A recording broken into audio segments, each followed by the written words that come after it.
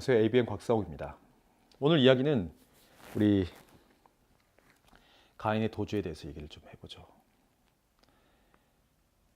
사실 가인은 우리와 먼 사람이 아니라 지금 저와 여러분의 또 다른 숨겨진 이면이라 할 수 있겠죠. 가려워진 나의 욕망의 어찌 보면 산실이라고 해야 될까요? 우리가 어느 순간 이 고삐를 그리고 성령의 어떤 제어하심의 도움 이것을 뿌리쳤을 때 얼마나 빨리 우리가 파괴적으로 바뀔 수 있는지를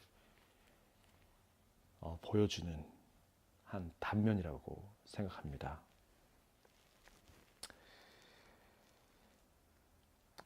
가인이 아벨을 쳐 죽였습니다. 그리고 나서 물론 괴로워했겠죠. 그렇죠? 전 그렇게 소망합니다. 아니 그렇게 기대하고 있습니다. 안 그러면 너무 슬프니까요.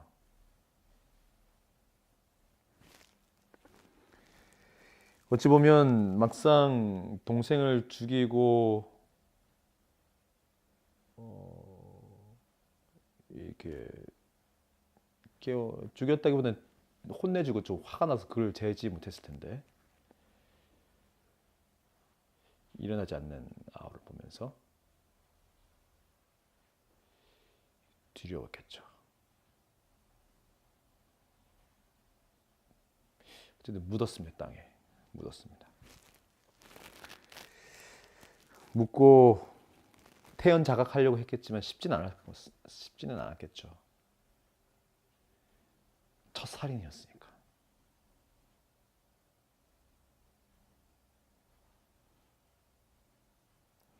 그런데 여러분,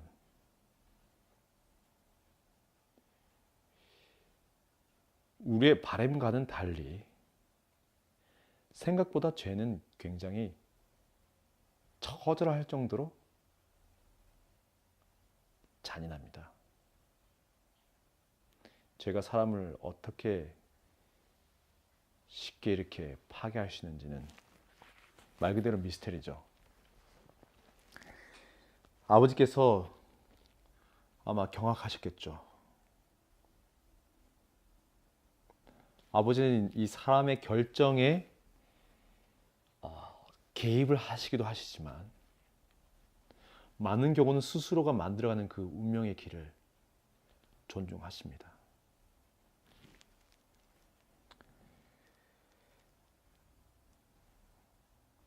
아벨은 죽었으니까 가인에게 오셨습니다. 네 아우 아벨이 어딨냐? 뜨끔했겠죠. 가인은. 그리고 마음은 이미 답을 알고 있습니다. 하나님이 다 알고 계시지.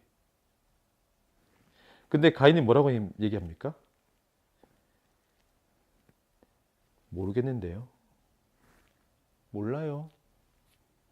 그러더니 신경질을 냈는지 아니면 능청스럽게 받아쳤는지는 모르겠습니다. 능청스럽게 받아쳤다면 굉장히 좀 더 슬프겠죠? 어찌 보면 어쩔 줄 몰라 하는 상태에서 모릅니다. 뭐 제가 어떻게 알겠어요? 제가 뭐 동생 지키는 사람인 줄 알아요? 뭐 이렇게 했는지 모르겠습니다. 근데 중요한 것이 한 가지 있죠. 그 입에서 자신의 죄를 시인하고 고백하는 모습이 나오지 않는다는 것입니다. 내가 동생을 지키는 자니까 지키는 자가 맞죠. 자기의 책임과 의무에 대해서 부인하는 것입니다. 그러면서 책임을 전가하고 있는 것이죠. 지금은. 사실 아담과 하와가 하나님의 말씀을 거부하고 스스로 사단의 말을 선택했을 때 나타났다 가장 분명한 징후가 책임 전가였죠. 자기에게 주어진 죄책을 배우자에게 그리고 하나님께 넘겨버렸습니다. 그런데 이제는 어떻게 해요? 가인은 죄 자체를 부인하는 것입니다. 내가 그것을 하지 않았다라고 하는 것도 아니고 나와는 상관없고 더 나아가서 그 사람, 내가 사랑하고 지켜야 할 동생에 대한 그 책임과 의무마저도 자기와는 상관없는 것이라는 지극히 이기적인 태도로 이 선을 긋는 것입니다. 그러니까 어찌 보면 다른 인간이 된 것입니다. 다른 인간, 다른 인종, 다른 사람이 된 거예요. 하나님이 우리가 우리의 모양대로 사람을 만들고 했을 때에 서로가 엉키고 설키는 예수님께서 기도하셨던 우리가 하나인 것 같이 저희도 하나가 되게 해달라는, 내가 아버지 안에, 아버지가 내 안에 있는, 얼굴과 얼굴이 닮고 영혼과 영혼이 섞이는 그런 관계가 아닌 것입니다. 이제는 어떻게 해요? 이 짝대기로 흙에 선 긋듯이 선을 쫙 긋고 어떻게 해요? 거짓과 은폐로, 그리고 거기에다 더해서 뭐예요? 무책임함과 책임 전가를 넘어서 어떻게 해요? 책임이 없는 전혀 다른 인간의 형상을 보이는 것입니다. 하지만 아버지는 거기서 대화를 끝내지 않으셨습니다. 계속해서 밀고 들어가셨죠. 내 아우의 피가 내게 지금 호소하고 있다. 피가. 피.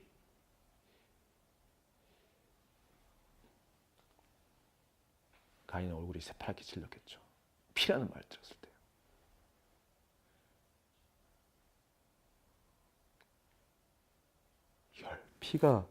피가 낭자했던 그 장면. 자기의 손. 어찌 보면 얼굴을 씻지 않아서 피가 얼굴에 묻어 있는지도 모르겠죠. 피.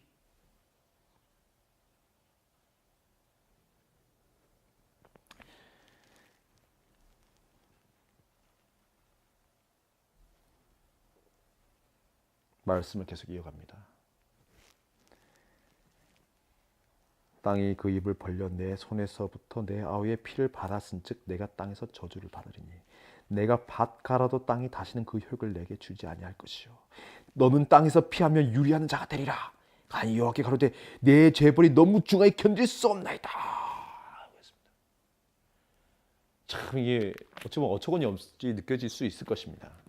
하지만 여기 왜냐하면 가인이 동생 쳐 죽여 놓고서도 어떻게 해요? 네가 이제 땅 갈아서 밭 갈아도 소출이 없을 것이다. 하니까 어떻게 해요? 너무 심하십니다. 이러는 것입니다. 지금 이게 심한 건가요? 동생 쳐 죽여 놓고서는 농사 짓지 말라는 얘기죠. 어찌 보면. 그런데 가인에게는 이게 지금 굉장히 중요한 문제가 되었습니다. 여러분. 왜요? 가인은 지금 어떤 상태입니까? 가인은 뭘 하고 있는 거죠? 가인은 지금 무엇을 공격받았다고 생각하는 겁니까? 가인 스스로가 자기 자신을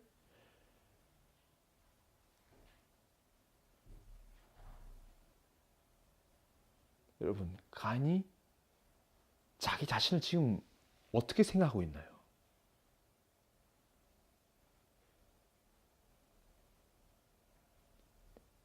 여러분, 이게 인간의 모습입니다. 가인은 지금 본성적으로 전혀 어떤 변화의 기미 없이 스스로의 그 감정을 그대로 표현하고 있습니다, 여러분. 가인이 제단에 바쳤던 것이 무엇이었습니까? 우리 다시 기억해 볼까요? 가인은 아버지로부터 흙을 파서 땅을 파서 그것에서 나는 소출로 자기 자신을 입증해 왔습니다. 가인에게 농업은 단순히 죄를 저항하고 성실하게 살아서 그것으로 생계를 꾸려가는 수단이 아니었습니다. 이 농업은 땅을 파서 소출을 내는 이 행위는 가인의 자아 그 자체였던 것입니다. 자신의 노력과 기술과 영민함과 탁월함의 결정체였던 것이죠.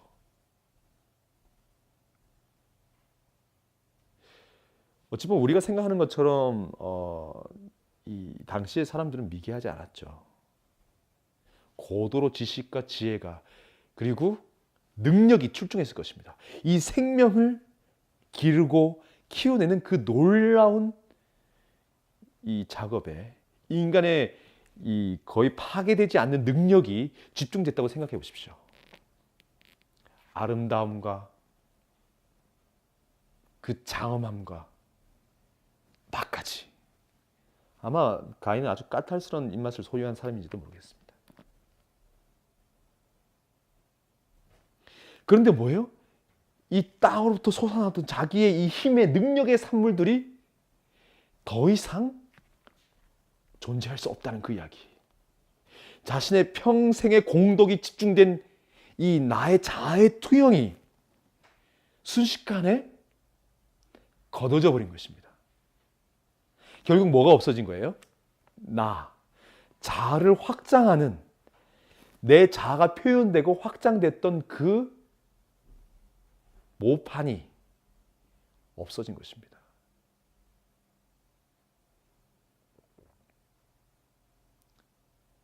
괴로운 거죠. 괴로운 것입니다. 자신의 동생의 죽음과 그 죽음에 대한 책임감보다는 죄책보다는 양심의 가책보다는 내 자아의 확장, 내 자아가 끊임없이 성장하고 커져서 하늘까지 닿는 그 일이 제지받고 있는 이 현실이 너무나 고통스러운 것입니다. 슬픈 모습이죠. 그래서 뭐라고 해요? 너무 중합니다. 당신의 이 처벌이 너무 중해서 견딜 수 없는 것입니다. 자아가 제지를 받는 것이 견딜 수가 없는 것입니다. 왜?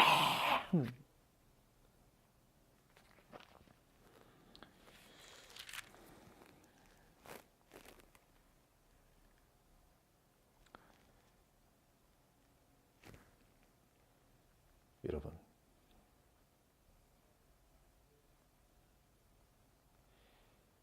예수님이 이런 사람과 함께 사셨습니다. 말씀이 육신이 되어서 우리 가운데 거하시면서 하나님이 직접 이런 사람들을 만드신 것입니다. 사람들은 끊임없이 입으로 원망을 하고 불평을 하고 있습니다.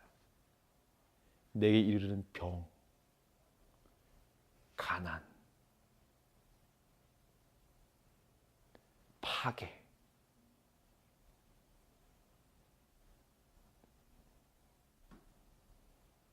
그 왜곡된 성향과 인격들, 그리고 이 땅에 충만한 강포,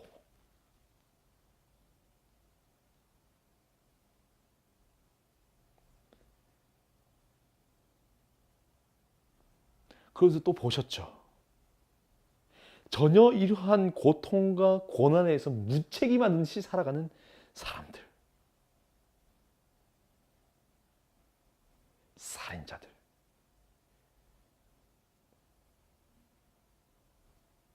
불평등을 조장하는 힘들, 끝없이 개인의 욕망에만 집착하면서 사람들을 위에 군림하는 그 무리들, 심지어는 아버지 하나님 그 성스러운 사랑의 율법을 도구로 사람들을 노예화시키는 그런 세력들, 그 앞에서 예수님은 굉장히 외로우셨겠죠. 왜요? 아무도 이 현실에 대해서 책임감을 느끼지 않을 뿐만 아니라 어떻게 해요? 그 책임을 다 무제한 자기 자신에게 더 씌우고 있는 그들의 모습을 보면서 말입니다. 하지만 예수님은 그 모든 것을 담담히 다 받아들이셨죠. 마치 가인이 견딜 수 없습니다 했을 때 어떻게 해요?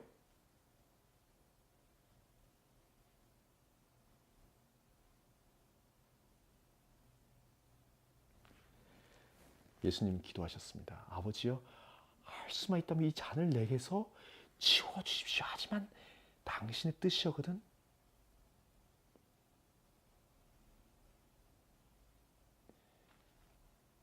여러분, 예수님은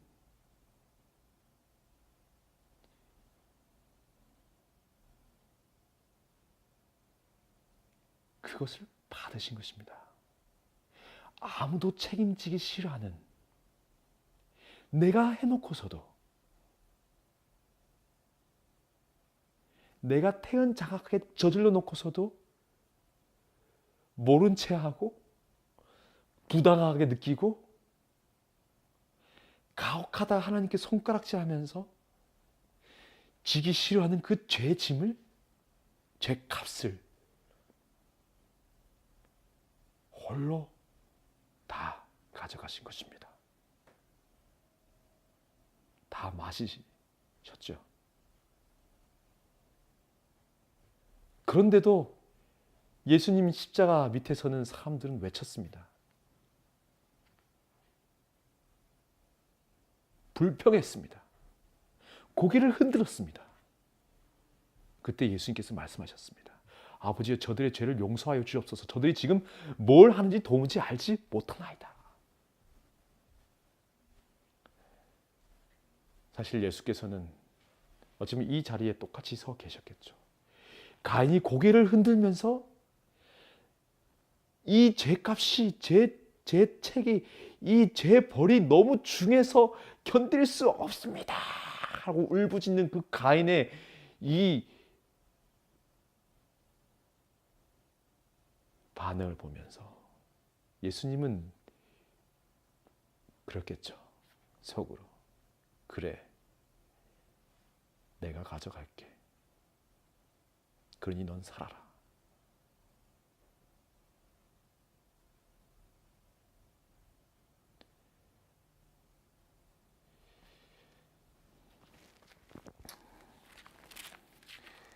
우리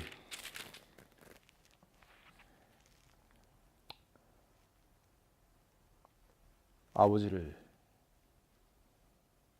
잘 생각해 봐야겠습니다. 때로는 이 죄벌이 우리에게 가혹하게 느껴지는 경우가 있을 수 있겠죠. 그것은 죄 값이 무지막지하게 커서라기보다는 내 자아가 이 죄값을 지기를 거부하기 때문일 것입니다. 하지만 이건 기쁜 소식을 해야 될까요? 그것마저도 예수께서 다 가져가셨습니다.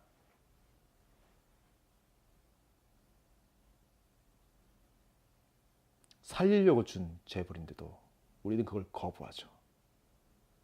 자아가 잘려 나가야지 살 수 있는데도 우리는 그것을 잔인하고 얘기하죠.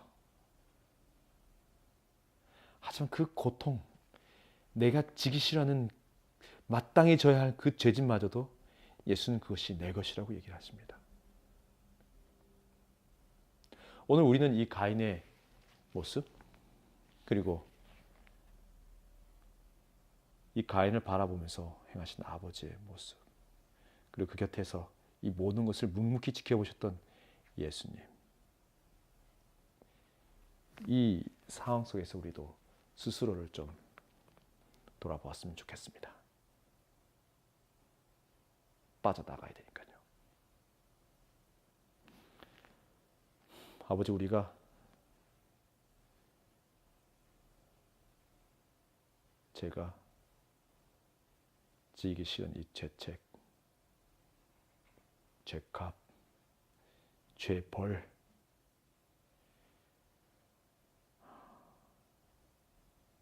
다 가져가 주십시오.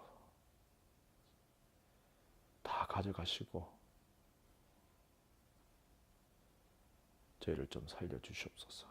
그래서 정신 차려서 나를 둘러싼 이 자아의 유혹을 쳐서 부숴버릴 수 있도록 당신의 그 권능을 부어 주시옵소서. 무제한으로 확장하려는 이 자아를 제지시켜 주시옵소서. 예수 이름으로 기도드립니다.